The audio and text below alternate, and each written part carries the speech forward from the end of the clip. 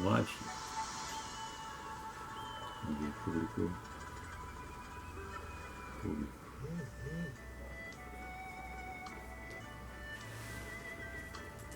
Vamos lá.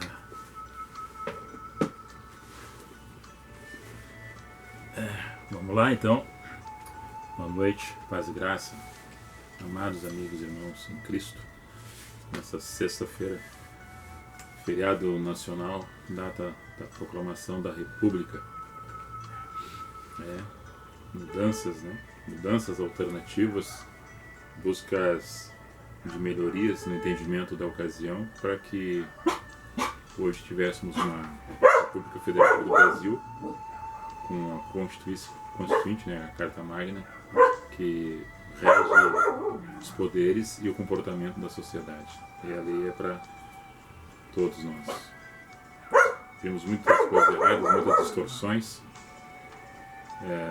Não nos conformamos com as coisas deste mundo e ficamos como às vezes num estado de resignação.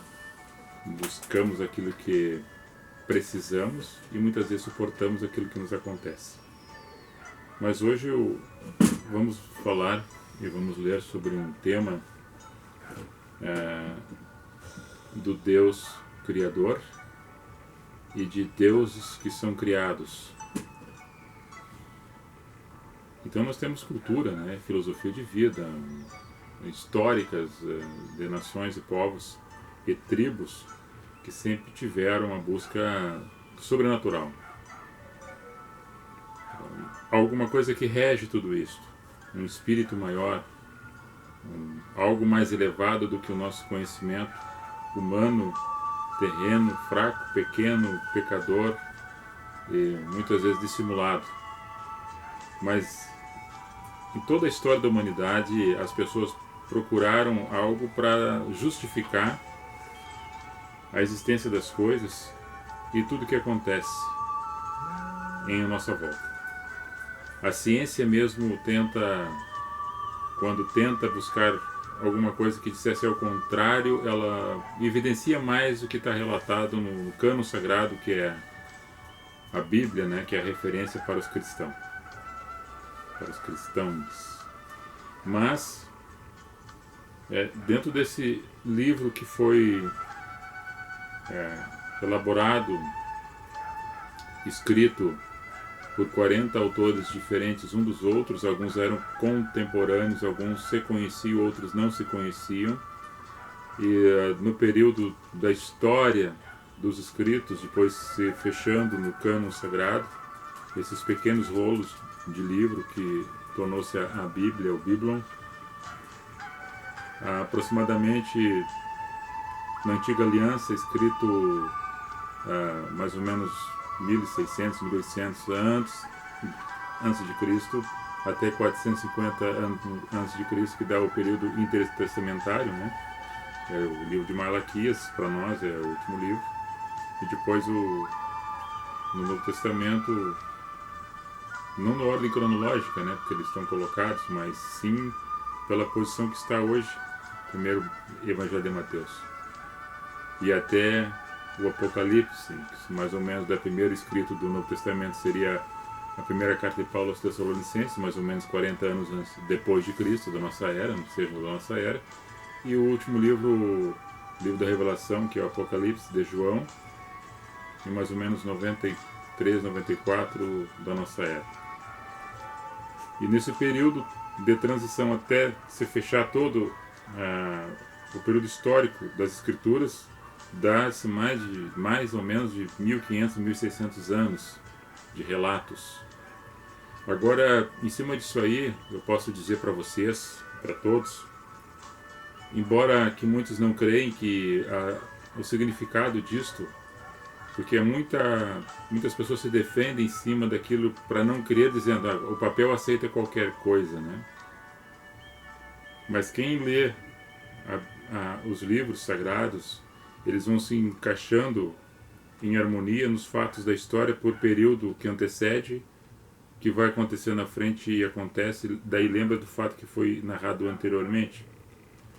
Um fato bem evidenciado em cima disto é o livro de Isaías, no capítulo 53, que fala de Cristo sendo levado para o Calvário. Aí relata uma figura de um ser sendo levado para o matador, como ovelha muda, ferido, machucado, oprimido, que olhava para ele e não via formosura alguma para que alguém desejasse estar com ele ou que seguisse a ele, porque ele estava todo machucado. Mas quieto foi e levou sobre si nossas cargas, nossos pecados, nossas culpas, consumando o ato de morte de cruz no Calvário. E assim aconteceu 600 e poucos anos depois do enunciado de Isaías. Então nós temos os livros históricos, os livros poéticos, nós temos os livros que falam dos evangelhos, são os 4, né? As missivas de Paulo, de Pedro, de Tiago, o autor aos Hebreus e o último livro da Revelação. E em cima disso aí, cada um de nós pode ler e tirar um ensinamento para si, ou para todos, e interpretações diferentes em cima de cada texto. Mas eu tenho dito isso e tenho aprendido assim já, e outras pessoas também compreendem dessa forma, que Cristo sendo o marco da existência da humanidade, o antes e o depois, tudo que está escrito antes de Cristo, eu tenho uma interpretação da antiga aliança, a mensagem do Evangelho, sempre o Evangelho sendo escrito antes dele. Ou seja, a interpretação de Cristo na existência, sempre. O antes, no momento do seu nascimento, como homem-Deus, Deus-homem na terra, e depois ele nos Evangelhos. A interpretação sempre é em Cristo, lendo os textos. No mais, daí eu poderia ler livro de história, livro de poesia, e ter somente uma alegoria em cima daquilo que estava lendo, ou alguém que lê hoje os outros relatos. Mas muitas pessoas trazem interpretações para o seu bel prazer, para fazer dentro de uma passagem, ou dentro de um versículo, a construção de um templo, para ter uma congregação denominacional, que são chamadas as religiões, dentro do cristianismo, ao qual Jesus não fundou o cristianismo. Foi Constantino que fundou o cristianismo, dentro do poder do Estado, para fortalecer a igreja romana. Então isso são coisas que aconteceu na história. E você mesmo que não creia no Deus, eu sou o Espírito, o grande Espírito, Jesus e o Espírito Santo, a Trindade, você pode ler o livro da história, mas pode crer nas histórias que estão relatadas, nas histórias que estão registradas, que seria a história do povo de Israel, que se encontra dentro do cânon sagrado. Pelo menos a história, talvez, os que não acreditam em Deus, acreditam um pouco na história. E quando a ciência procura estudar a história, encontra-se as referências que estão no cânon sagrado dos fatos que, assim como estão escritos, aconteceram, estão acontecendo e iam se cumprir o que está escrito. E eu vou ler alguns textos aqui para que nós possamos ter uma interpretação melhor do que o homem olhando para Deus e Deus olhando para o homem, o Espírito de Deus, né? Não a figura, não uma pessoa sentada num trono com uma vara de condão na mão, ou um senhor barbudo, de barba branca, simbolizando Deus, mas o Deus de amor, Deus de Espírito, Deus de verdade, o Deus que nunca mudou. É nós que mudamos, é nós que deveríamos evoluir com o tempo, porque naquela época as pessoas entendiam Deus de uma maneira, e Deus sempre entendeu o povo dentro do seu momento, da sua geografia, da sua história, do seu tempo. E aí nós temos a passagem de Êxodo, no capítulo 2, no verso 24. E ouviu Deus o seu gemido, e lembrou-se Deus do seu concerto com Abraão, com Isaque e com Jacó. E atentou Deus para os filhos de Israel, e conheceu-os Deus. Essa passagem aqui sintetiza que o povo de Israel, sempre na circunstância da sua caminhada na terra, sempre houve adversários inimigos, povos que não estavam na mesma sintonia com eles, porque eram tribos diferentes, e houve sempre batalhas, opressões, perseguições, escravidões, a destruição e miséria. E diz aqui o autor que Moisés, que escreve esse livro, né, escreve os 5 primeiros livros, e principalmente para vocês entenderem que o primeiro livro da Antiga Aliança foi o livro de Jó, não foi o livro de Gênesis, mas foi o livro de Jó. Mas para ele estar dentro de uma sintonia histórica, ele foi colocado dentro dessa ordem de Gênesis, depois vem o Êxodo. Mas nesse sentido aqui, o entendimento do escritor diz que Deus olha para o povo e o povo conhece a Deus, ou lembra-se que existe um Deus. E esse Deus é o Deus Espírito. Daquilo, como nós falamos, né, que é o vento que sopra de um lado para outro, você não vê, mas você sente, ele existe, ele está ali. Você não consegue pegar, apanhá-lo com a mão, mas ele está ali, é Deus. E essa construção, esse Criador, a qual Gênesis 1:26 tem um conselho: façamos o homem à nossa imagem e semelhança.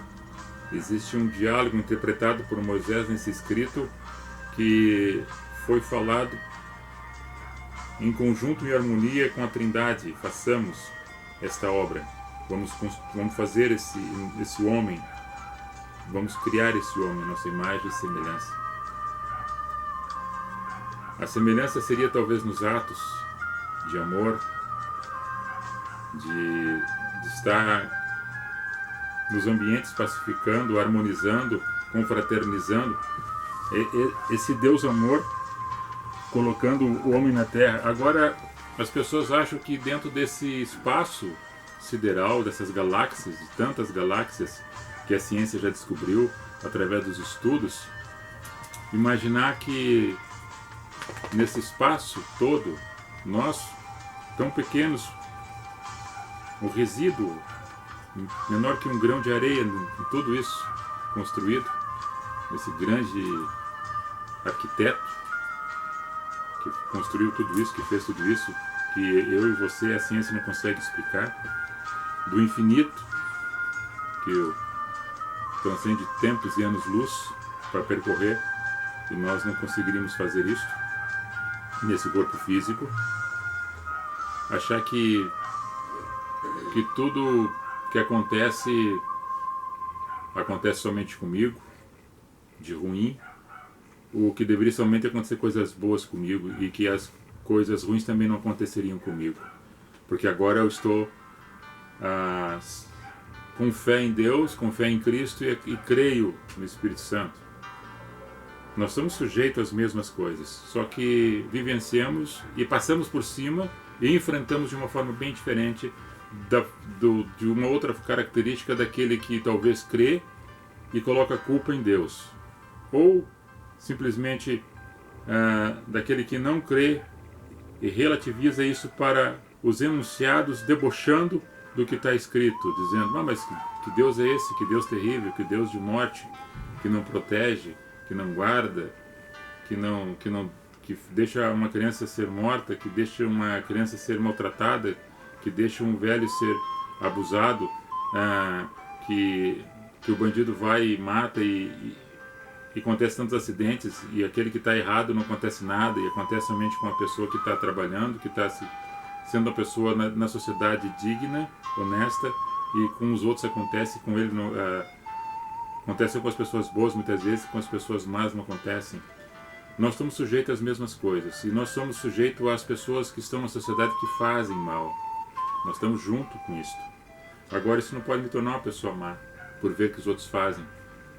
Da mesma forma como alguém que usa o artifício de pegar armas e ir para o mato, matar os bichos que já estão lá com medo de sair do seu habitat, que é o mato, para caminhar de noite, porque o homem vai lá e mata eles. Mas daí diz, mas por que tu faz isso? Por que tu está destruindo a natureza que foi feita numa harmonia, numa perfeição em Deus? Mas se eu não matar, o outro mata. Então essas justificativas não são aceitas e nós não devemos aceitar esse tipo de comportamento. Agora nós vamos ler uma outra passagem que fala Paulo entrando em Atenas, no Aerópago, que é onde existia um conselho de sábios, uma reunião de grandes filósofos, teólogos naquela época, naquela ocasião.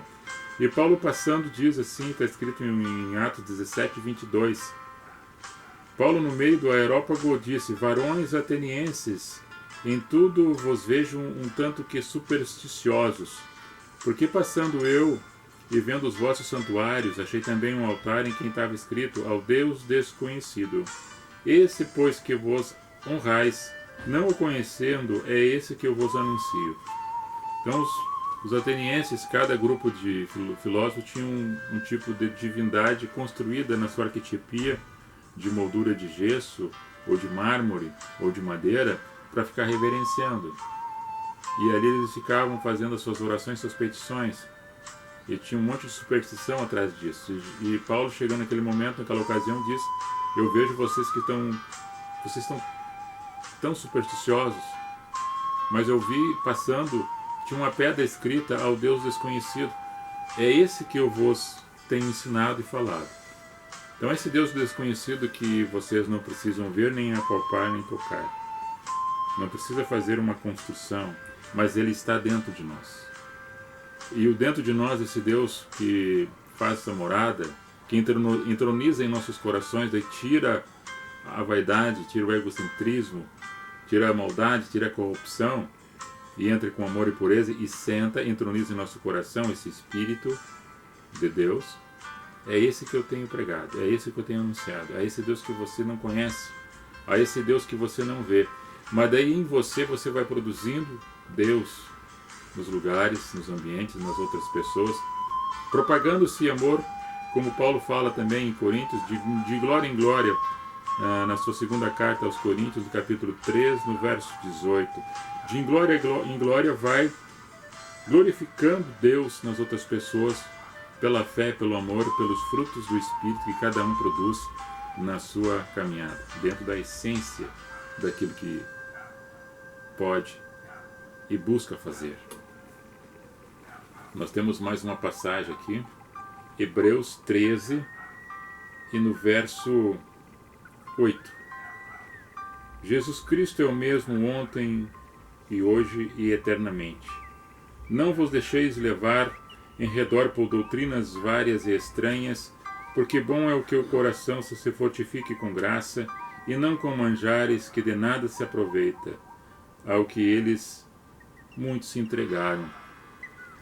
Então, o autor aos Hebreus, ele faz uma referência muito específica da antiga aliança e traz para o momento atual, naquela ocasião, que é o mesmo tempo de Paulo, é o mesmo tempo dos apóstolos, e ele está dizendo que muitas pessoas estavam no mesmo hábito dos antigos, da velha aliança, no mesmo comportamento de que hoje muitas pessoas pensam que o Deus do marco da existência, o antes de Cristo e depois de Cristo, Deus era um assim e agora Deus é outro depois.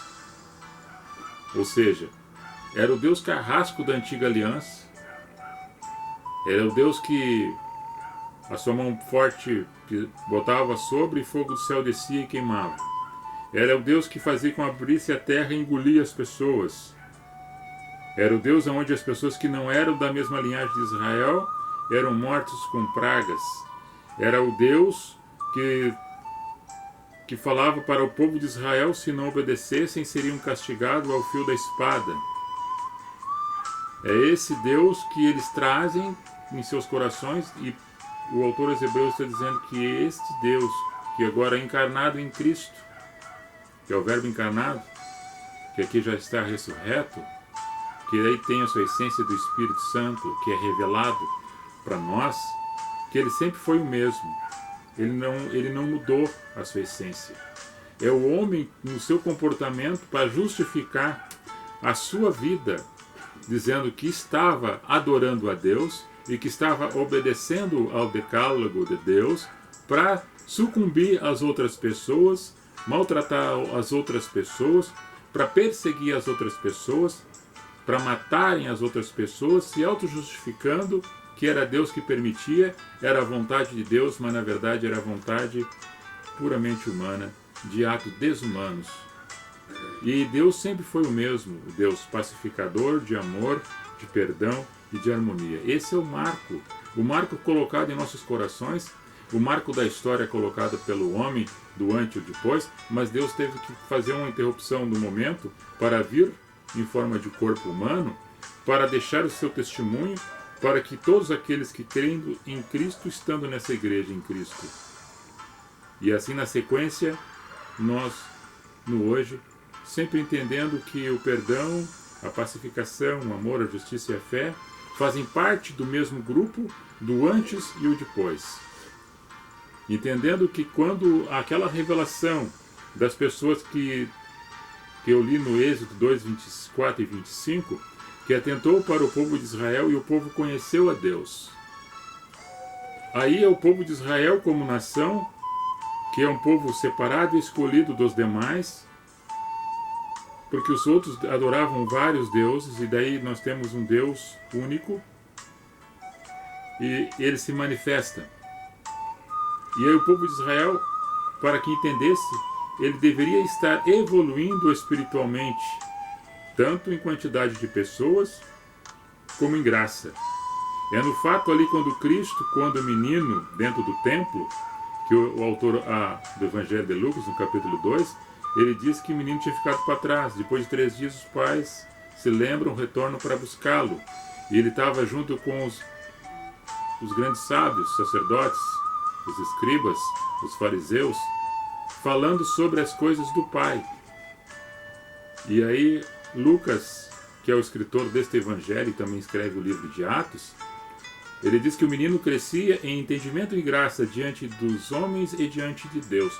Esse povo de Israel era um bebê que deveria estar crescendo espiritualmente, tornando-se menino, adolescente e homem. Só que nesse momento ele acontece quando Jesus nasce, verbo encarnado, e incorporando esse Deus em espírito desse verbo, que é o Deus homem, Cristo Jesus, ele vem crescendo dentro dos nossos corações para que nós cresçamos junto espiritualmente. Tanto é que o autor aos Efésios, que é Paulo, no capítulo 4, no verso 13, se não me falha a memória, ele diz que nós deveríamos crescer para chegar na medida exata em Cristo Jesus. Porque o homem em si sempre foi pequeno, falho, e sempre achou que deveria construir alguma coisa para simbolizar Deus. E muitos povos, tribos e nações, na sua incompreensão, no seu raciocínio de ocasião ou de cultura, porque foi transcendeu de povo para povo, chegou que deveria fazer alguma coisa, algum artífice de madeira, de gesso, de mármore, de pedra, para que andasse seguindo a uma figura ilustrativa que simbolizava o nome de uma divindade. E Jesus diz para os apóstolos, numa ocasião, Lucas 17, 20 e 21, que essa manifestação do reino estava colocado dentro do coração de cada um.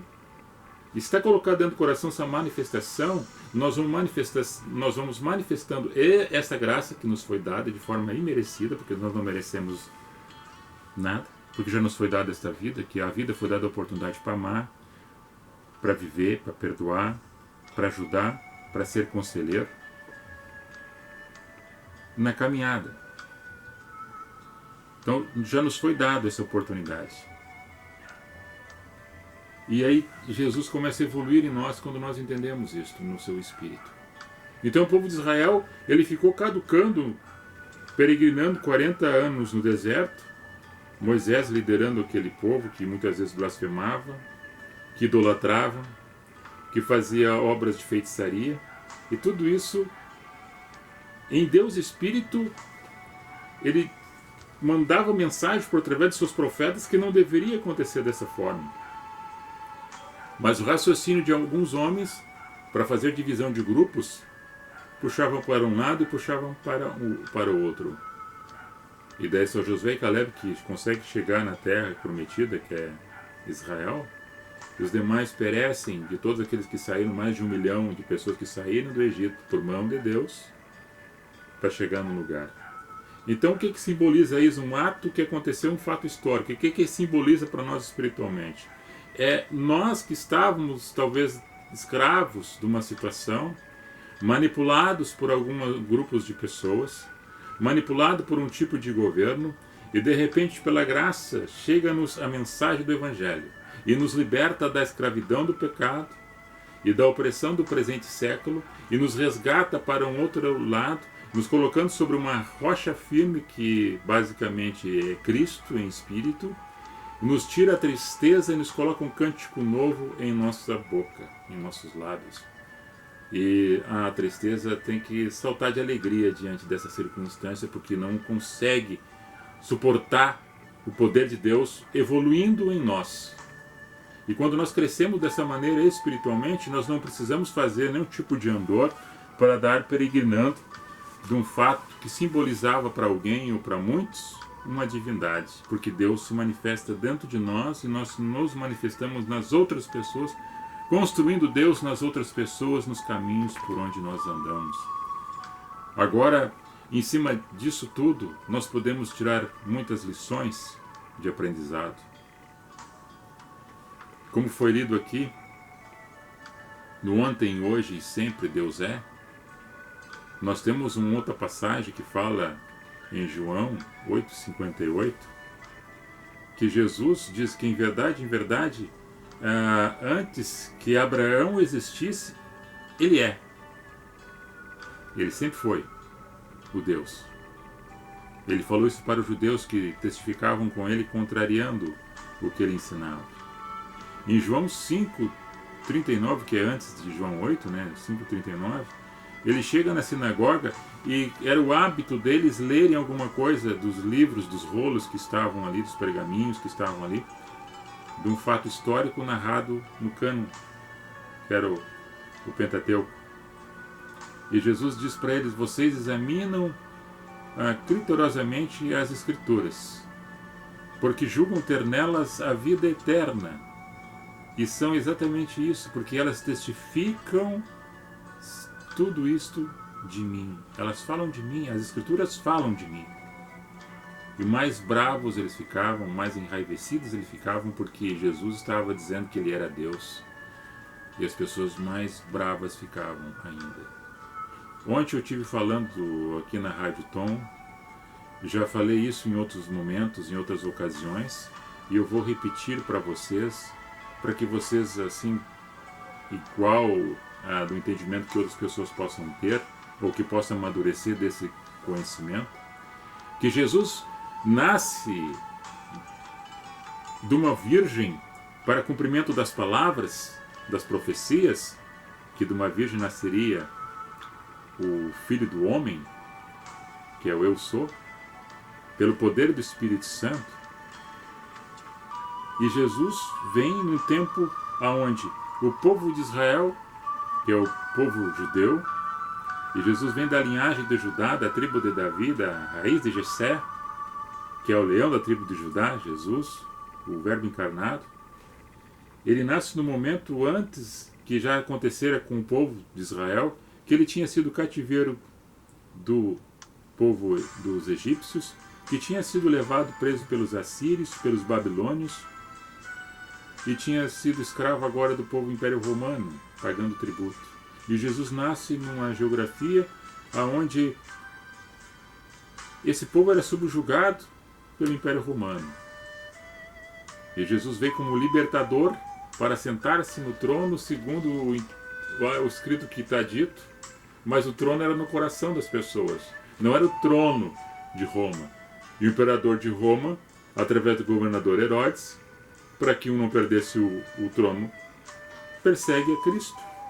E Cristo começa a fazer uma revolução de pensamento. E muitos ainda queriam que ele fosse tal revolucionário que os macabeus, antes desse momento, dessa ocasião, que eram os que se levantaram contra o Império Romano. e agora achando que Cristo deveria fazer a mesma coisa. Ele veio com a espada da palavra, mas eles queriam um guerreiro, um soldado, que punhasse da espada e arregimentasse um grupo de exército para ir avançar contra os romanos, destruindo também até os governadores locais que eram os vendidos para o Império Romano, que eram os próprios da linhagem dos judeus que estavam ali pegando a parte dos impostos, dos tributos da sua nação. E Jesus vem com a palavra de amor, de perdão, mas nunca retrocedendo naquilo que ele dissera. Nunca. Dai a César o que é de César, dai a Deus o que é de Deus. Enfrentou os políticos dessa forma e enfrentou os religiosos, que eram duas categorias, duas classes, duas castas na sociedade, e Jesus no meio. Era o cordeiro, era a ovelha, era o puro e é o santo. É o Messias, é o enviado, é o verbo encarnado, é o eu sou. E os outros não entendendo, e ele no meio. E ele foi entregue pelos religiosos, Anás e Caifás, e foi preso pelos políticos, e foi morto por ambos, para cumprir o que estava escrito. E hoje nós sabemos que isso acontece em outras ocasiões, em outras pessoas, em outros povos, no mesmo sentido. No mesmo sentido. As pessoas também fazem os seus conluios, fazem suas manipulações políticas, ideológicas, religiosas, para ter o monopólio e a concentração de riqueza e poder. E daí alguém que não acha isso certo, não acha não, tem certeza que não é certo, se levanta contra isso, se manifesta e caminha no sentido, ele é odiado, ele é perseguido, ele é caluniado e muitas vezes corre risco de ser morto. Como alguns já foram mortos, como alguns já foram mártires devido ao comportamento de ir contra um caminho que está totalmente errado, desfigurado na sociedade, onde falsamente algumas pessoas falam do bem, mas praticam o mal. São lobos vorazes. Então, construir Deus é dentro do coração. E os deuses que são feitos, muitos aí que as pessoas fazem, é porque ainda não encontraram-se em Deus. Estão vagando por um caminho desconhecido. E no desconhecido, nós podemos ver que não tem luz, porque a luz ilumina o caminho. E quem se encontra nesse caminho encontra a luz. Quem se encontra na luz encontra a paz. E essa paz quem pode dar é Cristo Jesus. As outras coisas são coisas de momento e ocasião, que passam. Alguns momentos de refrigério, alguma sensação de prazer. Mas depois passa e a tristeza vem. Porque não encontrou o alicerce, não encontrou a base, não se encontrou com a pedra de esquina fundamental, que é aquilo que dá referência para mim e para você, de crescer e evoluir espiritualmente nesse edifício, que é a igreja em Cristo, não num templo de madeira ou num templo de construção de alvenaria. Embora que nesses lugares, nesses ambientes, pode ter muita pessoa santa e pura, buscando este Deus verdadeiramente, esse Deus Espírito e esse Deus de verdade, esse Deus de justiça e esse Deus de paz. Então Deus sempre foi o mesmo. Nós, humanos, que crescemos muitas vezes e não evoluímos. Crescemos fisicamente e não evoluímos espiritualmente. E porque nós somos muito supersticiosos, acabamos fazendo construções de deuses para satisfazer e massagear nosso ego, para dar talvez um testemunho de alguma coisa que passa, mas ele fica. Ele fica e permanece para sempre, a sua palavra nunca volta vazia. Essa era a mensagem de hoje. Tenha um final de semana abençoado, que Deus os proteja, os guarde, os ilumine e dê muita sabedoria e graça, hoje e sempre, no caminho de cada um, na essência da pureza e da verdade e do perdão. Amém? Ô bichinho, quer dar um tchau aqui?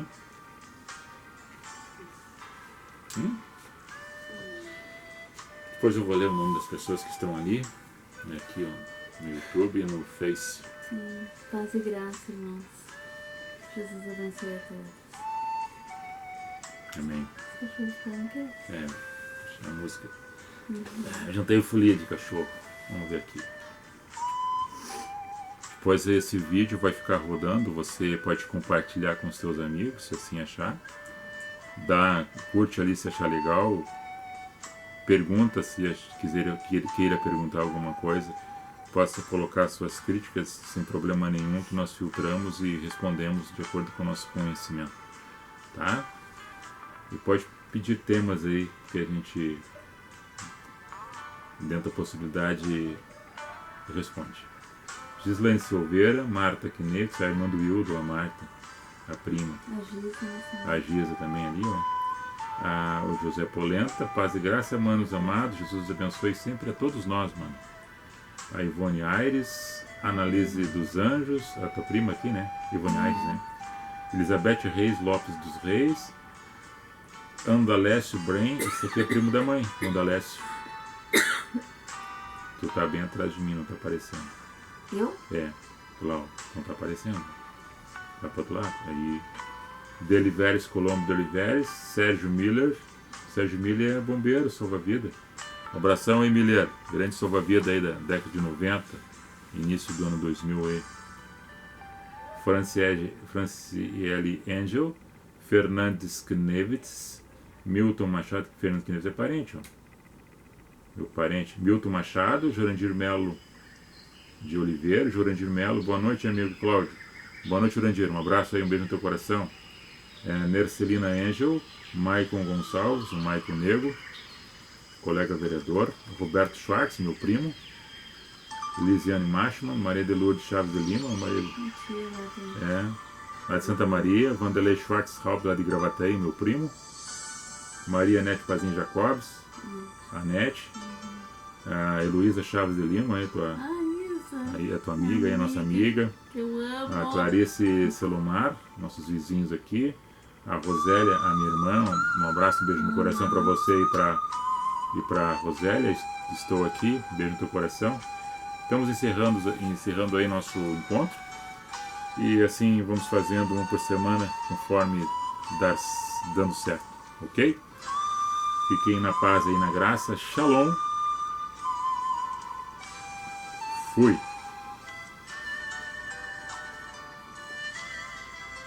Goodbye.